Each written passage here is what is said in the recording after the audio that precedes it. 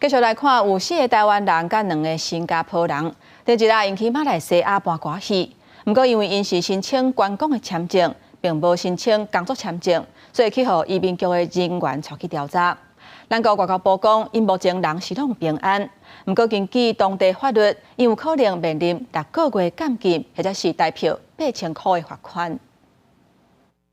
将正水的气候上台表演，按过后台所有移民局的人员展开调查。马来西亚槟城移民局的面册打出真侪张相片，讲有4个台湾人甲2个新加坡人，车早暗时伫北海即块的庙宇进行歌戏的表演。按过因拢敢若是观光的签证，无核准表演的工作，所以叫人带走调查。4名国人以免签方式入境马国从事表演工作，由于未事先申请准证，根据马国移民条例的规定，将可能面临6个月的监禁，或约新台币8000元的罚款，或者2者兼施。相关当事人正接受调查中，目前人身安全无虞。外交部证实这件代志，嘛表示剧团的人员目前人身安全无问题，负责人嘛已经透明赶到大马去了解。有真侪改去新马演出的翠兰戏剧工作坊的负责人李翠兰伊讲，戏团出国表演，首要任务都是保护家己的安全，因为当地语言未通，建议先请邀请单位协助准备工作相关的文件。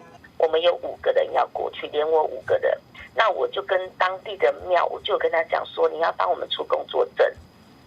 我们去文化交流这样子，我们也碰壁碰很久，解决很久才把申请工作证解决好。表演海报的宣传庆祝9峰大地圣诞千秋，原来是文化交流的传统活动，却因为签证的问题煞变款。根据了解，这个演出风口爱的剧团成员年纪是40至70岁左右，目前当地移民局无透露进一步的消息。